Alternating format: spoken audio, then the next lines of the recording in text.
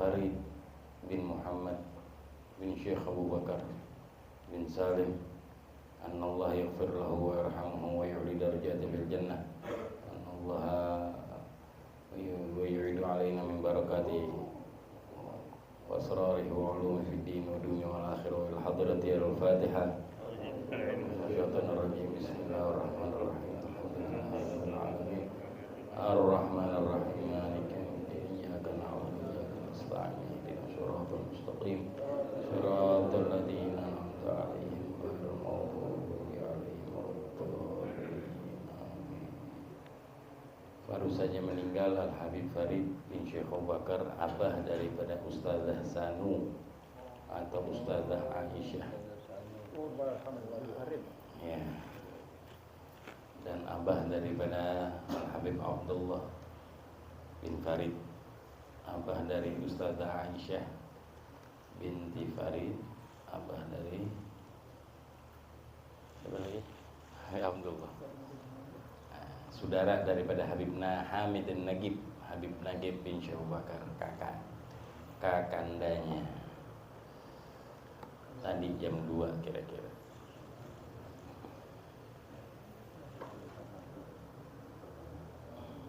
Abangnya Ustaz Nagib ya. Sampai mana wisdaratu ya?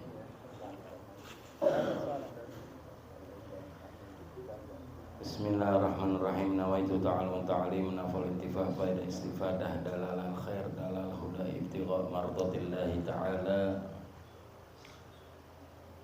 Bismillahirrahmanirrahim. Radhiyallahu ankum.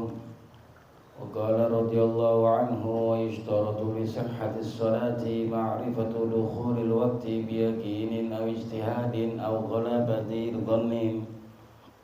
Fa in sallama asy-syakki lam tasihha salatuhu wa yushtaratu aidan ma'rifatul qiblati wa yajibu satrul aurati bi satirin tahirin mubahin wa yajibu raf'un najasati min ath-thawbi wal badani wal makani wa yajibu 'alal qadiri an yusalli al-fardha qa'ima. Bismillah walhamdulillah wassalatu wassalamu ala sayyidina Rasulillah Muhammad bin Abdullah wa ala alihi wa sahbihi wa ala ma ba'd. Wa ishtaratu li sihhatis shalah. Kita lanjutkan pembahasan kitab Risalatul Jami'ah sampai batasannya syarat-syarat sah salat. Syarat-syarat daripada sahnya salat. Kalau syarat itu di dalam sholat itu harus ada dari sebelum adanya sholat, ketika sholat, sampai selesainya sholat. Itu syarat harus ada semuanya. Kalau fardu atau rukun sholat hanya di dalam sholat. Bedanya syarat sama rukun.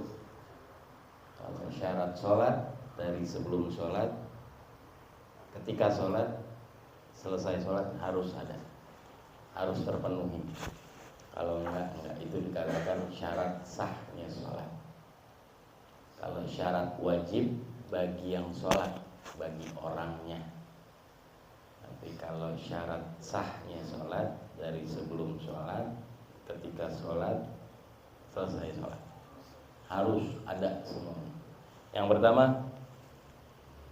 wa ishtaratu lis sihhatis sholati, dan disyaratkan untuk sahnya salat ma'rifatu dukhulil waqti biyaqinin, harus mengetahui, wajib syarat salat harus mengetahui masuk waktu. Ya, jadi masuk waktu salat itu wajib diketahui, itu syarat sah. Jadi dari sebelum sholat harus tahu dulu ini udah masuk waktu atau belum. Itu mengetahui masuknya waktu adalah syarat sahnya sholat. Syarat sahnya jadi kewajiban, tapi bukan rukun. Lain kalau rukun tuh rupa daripada ibadahnya. Kalau syarat beda. Nah ini syarat sah Jadi yang pertama harus mengetahui masuknya waktu. Wajib, bukan asal tahu atau tebak-tebakan, nggak boleh. Wajib tahu.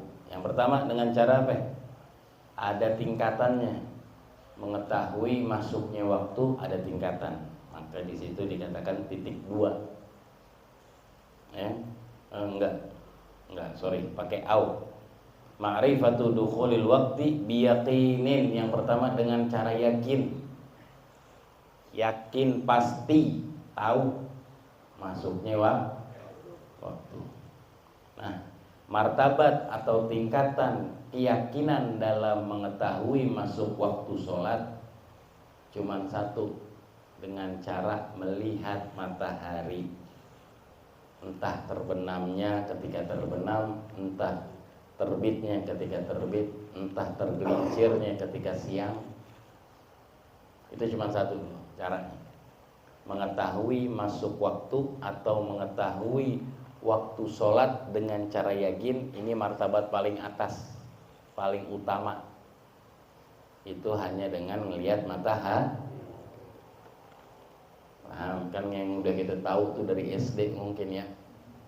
Masuk waktu subuh berarti terbitnya fajar.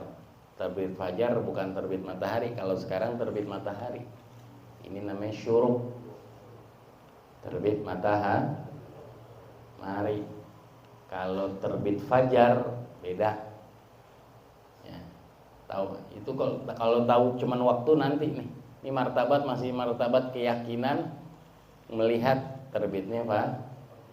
Kalau duhur, masuk waktu duhur berarti matahari sudah tergelincir dari porosnya, atau bahasa enaknya sudah bergeser dari poros. Itu masuk waktu.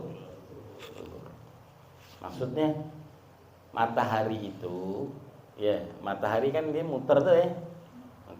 Ketika matahari di porosnya, atau dikatakan ya apa sih porosnya? Tahu ya porosnya? Di pusat ya tegaknya, tergelincir sedikit mengarah ke mana? Mengarah ke barat. Ini udah kan yang dibahas di sini. Oh banyak kan risalah jamiah soalnya. Enggak, itu yang di Kampung Melayu. Iya. Mengarah ke barat. Begitu mengarah ke barat tergelincir sedikit aja. Tergelincir, geser sedikit. Itu udah masuk waktu tuh. Tapi kalau masih di tengah, nah taunya tengah tuh dari mana, Beb? Emang kita ngeker, kagak bisa ngeker. Mengetahui matahari hanya dengan benda.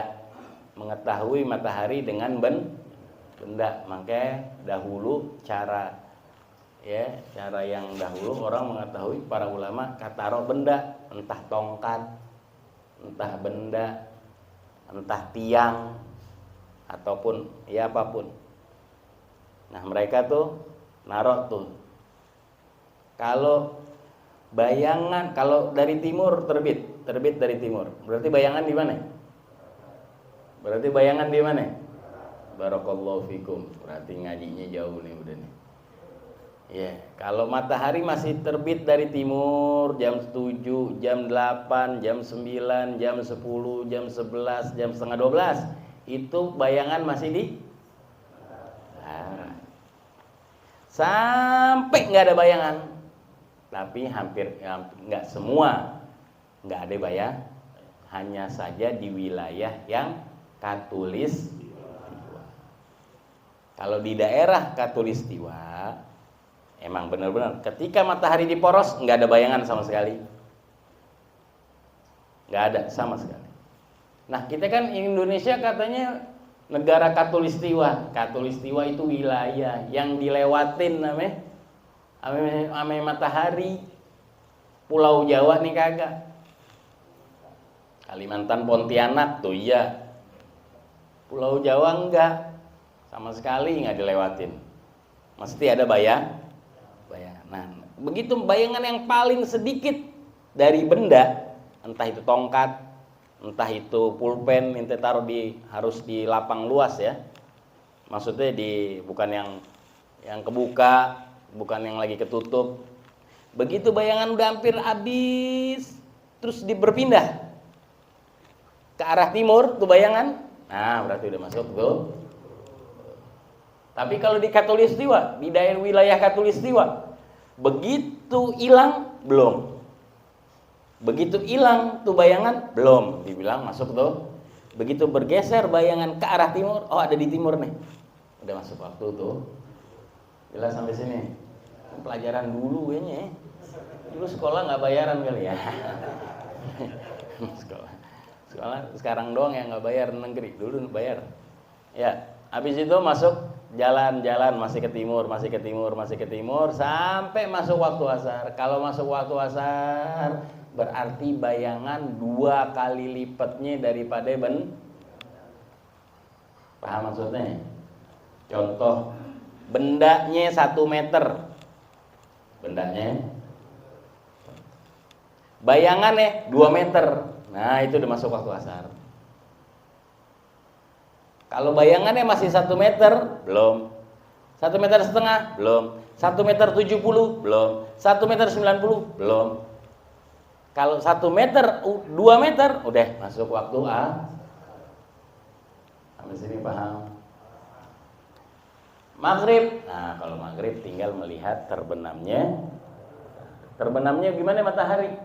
Terbenam keseluruhan bola lingkaran matahari, bukan bola, lingkaran matahari keseluruhannya tenggelam. Nah, itu masuk waktu mal.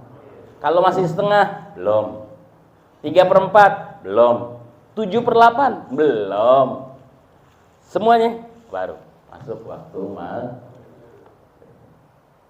Jelas sampai sini. Ini kalau dengan cara melihat tuh. Itu dengan cara yakin. Kalau isya berarti terbitnya mega merah. Ini diketahuin bisanya kalau di kalau wilayah tuh yang masih kayak padang pasir, kayak masih lapang luas, pemandangan tuh masih pemandangan kanan kiri depan belakang tuh masih 5 hektar atau enggak 10 hektar itu kosong, itu baru bisa itu ya. Dan kalau mau lihat terbit fajar harus naik ke atas gunung atau ke atas bukit, nggak bisa dari bawah. Kalau masih ada bangunan udah. Nah, cara tingkatan mengetahui masuk waktu dengan cara yakin, insya Allah tahun zaman kita sekarang udah sulit. Memang ada sebagian tempat-tempat masjid-masjid yang menjaga itu ada. Di mana ini? Di pondok-pondok atau di masjid-masjid Jawa.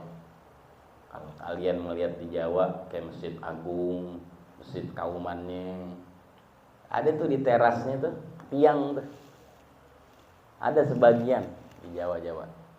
Ya, Masjid Kaumannya. Ada tiang tuh. Tiang buat apa? Buat mengetahui masuk waktu.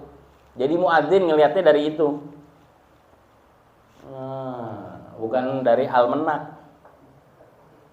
Almanak ini nanti martabat yang ketiga atau keempat. Tahu almanak? Almanak apa almanak sih? Tanggalan ya, almanak tuh almanak. Kalender. Ini orang-orang dulu doang yang paham kan. Gocap ke atas doang yang tahu almanak. Gocap ke bawah kayaknya ada yang tahu almanak ya. Nah, kalender, kalau dilihat kalender, apalagi aplikasi handphone, itu bukan martabat yakin tuh. Kalender aja bukan martabat ya, apalagi aplikasi handphone, belum martabat yakin. Ya, belum martabat. Kalau yang yakin dengan cara melihat matahari, melihat bayangan, cara begini. Masih ada di pondok-pondok atau di masjid-masjid. Al-Fagir pernah lihat di Masjid Kauman Pasuruan, ada Masjid Kauman Bangil, Masjid Kauman Demak, masjid banyak ya. Ada tuh tiang. Al-Fagir kira tuh tadinya tuh tiang bendera awalnya. Ini tiang bendera ngapain di mana ya? Tapi ternyata di bawahnya ada kotak. melihat kompas, hebat mereka. Makanya yang menjaga seperti itu tuh Masya Allah. Kalau kita kan maunya tinggal yang enak aja ya, melihat aplikasi handphone atau enggak dengar masjid yang lain, azan, kita azan. Terus itu yang pertama, dengan cara ya mengetahui masuk waktu wajib, tingkatan pertama yakin. Kedua dengan cara ijtihad, dengan cara ijtihad, dengan cara berusaha. Maksudnya berusaha, nah ini tingkatan ijtihad. Kalau nggak bisa dengan yakin, harus dengan ijtihad. Itu maksudnya begitu. Harus dengan ijtihad. Martabat pertama mengetahui waktu harus dengan keyakinan. Kalau nggak bisa, harus dengan ijtihad, harus dengan usaha. Usaha seperti apa? Seperti dikatakan di sini oleh ulama adalah ijtihad atau usaha itu seperti ente punya, ada orang punya kebiasaan masuk waktu dengan cara wirid, atau kerja atau aktivitas itu dengan cara ijtihad. Tapi itu bukan sekali percobaannya, harus 365 hari. Oh, saya misalnya kayak begini gambarannya, kayak orang pekerja buruh yang jauh dari masjid, yang nggak bisa ngelihat apa-apa, misal di bawah tanah mungkin kayak di Hamas kali ya, atau di mana gitu ya. Ya mereka tuh dengan cara wirid atau jangan kerja. Kalau saya nyelesain sekian item kerjaan saya, biasanya masuk zuhur, dari saya masuk kerja, kalau 2.500 piece saya ngerjain buru-buru mungkin. Ini selesai, berarti udah zuhur. Nah itu percobaannya bukan sekali, harus 365. Boleh dengan cara itu nggak? Boleh. Itu martabat kedua. Itu martabat. Au ghalabati dhannin, atau dengan prasangka yang lebih. Ini martabat yang paling rendah.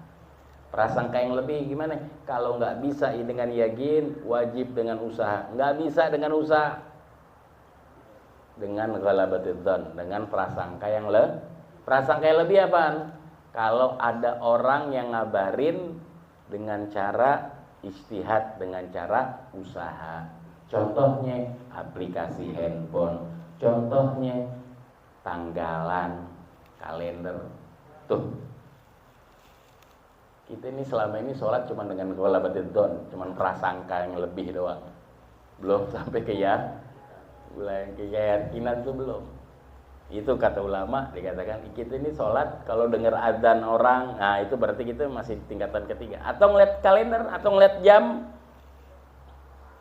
Ya kalender dari jam itu dari kalender jam itu masih di tingkatan yang ketiga. Tapi boleh nggak? Boleh, tapi belum martabat ya yakin.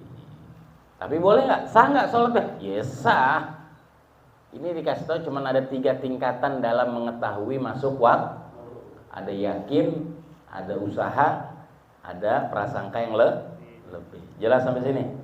Fa in shalla ma'asyakki, jikalau seseorang sholat dibarengi dengan keraguan, lam tasih sholatuhu, maka enggak sah sholatnya. Maksudnya, kalau ada seseorang takbiratul Allah, ini udah masuk waktu belum ya? Kayaknya sih udah deh. Udah wudu, gua ada wudu nih. Kayaknya udah. Allahu Akbar, enggak sah tuh sholatnya. Enggak boleh kayaknya udah, enggak boleh. Harus yakin udah. Harus yakin. Entah dengan yakin, entah dengan ijtihad, entah dengan ghalabati atau prasangka. Kalau dia main sholat udah, ini subhanallah nggak tahu namanya di rumah, lampu mati, jam gelap nggak kelihatan, atau mati juga. Kayaknya sih gelap-gelapnya mah udah nih. Nah, sholat aja nggak sah sholat. Walaupun benar di dalam waktu. Kata ulama. Begitu salam, oh iya tadi udah waktu. Nggak usah. Kenapa? Dari takbiratul ihramnya itu adanya keraguan. Fa in shalla ma'asyakki lam tasih sholatuh.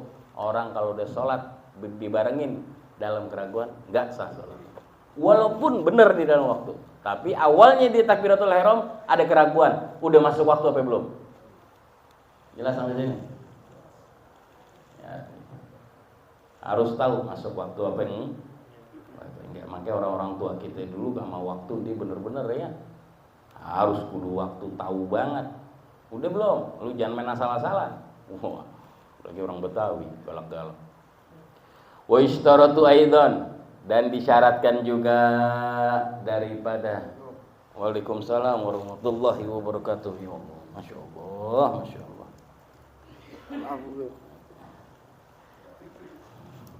Semoga panjang umur Habib Muhsin. Amin. Amin, nggak gobul ya.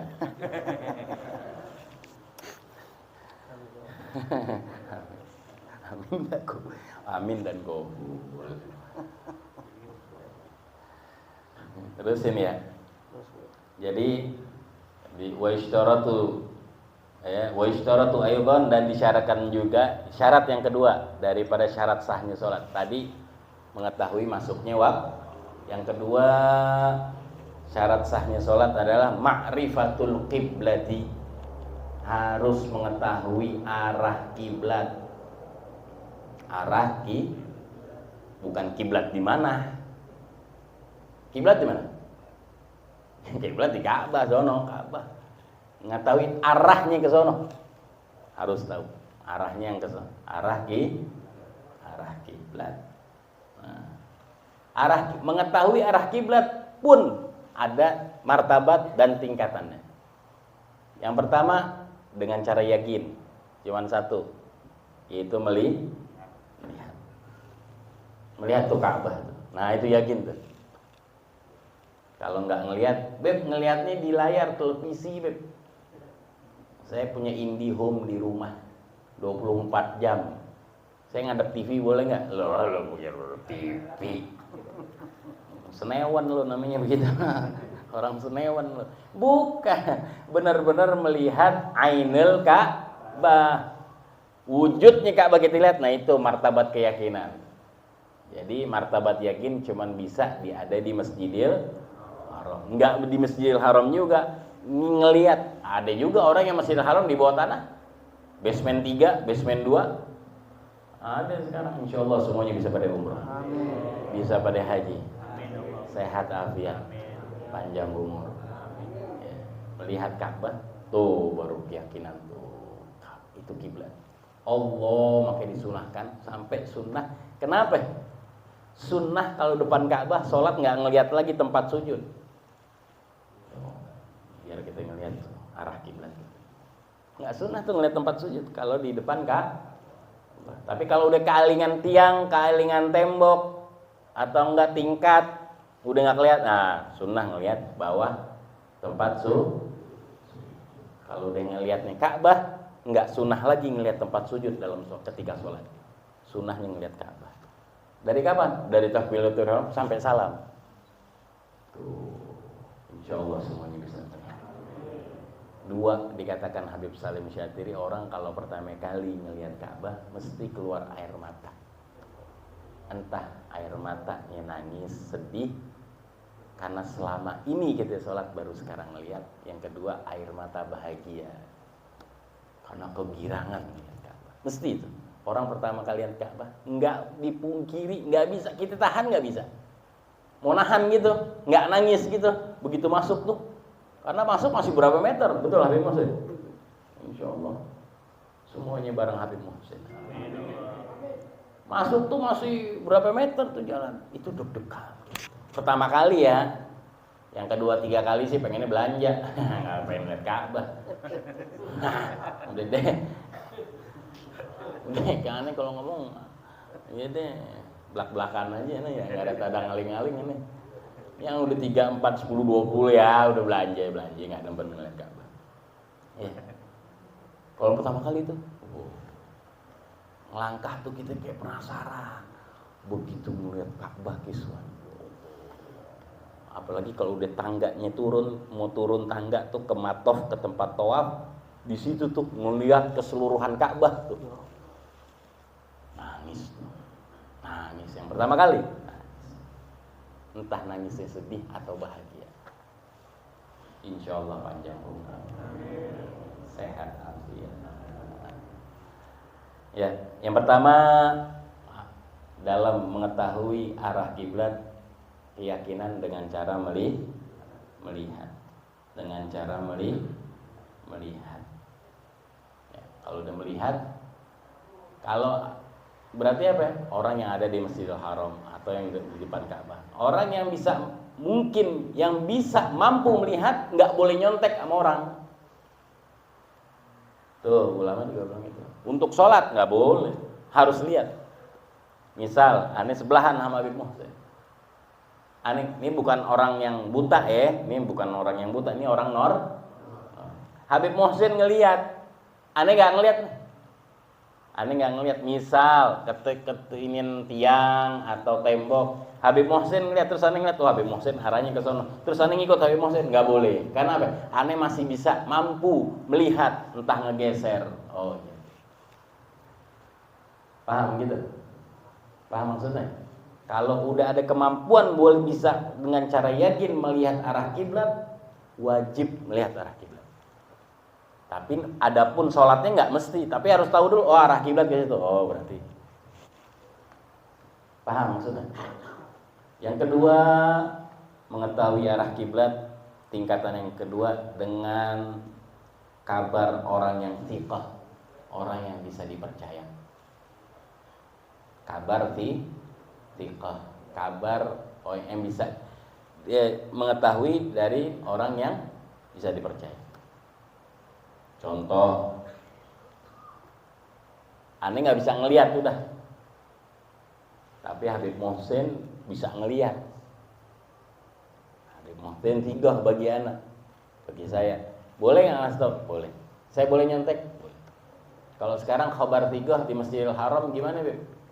Inti gampangnya sekarang ubin Masjidil Haram tuh nanti insya Allah semuanya pada umroh. Ubin Masjidil Haram emang dibuat semuanya ke arah kiblat. Benar Beb? Semua ubin tuh. Itu jangan bingung ngeliat ubin aja udah.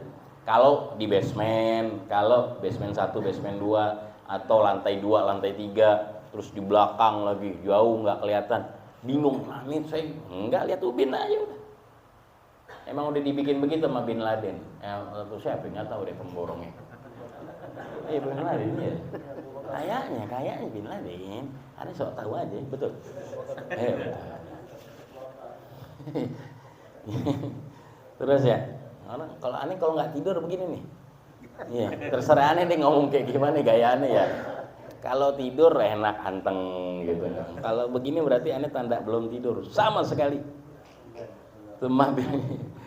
Ya, kedua, yang ketiga, martabat yang ketiga, tingkatan yang ketiga, mengetahui arah kiblat dengan tanda-tanda bil adillah, al ijtihad bil adillah.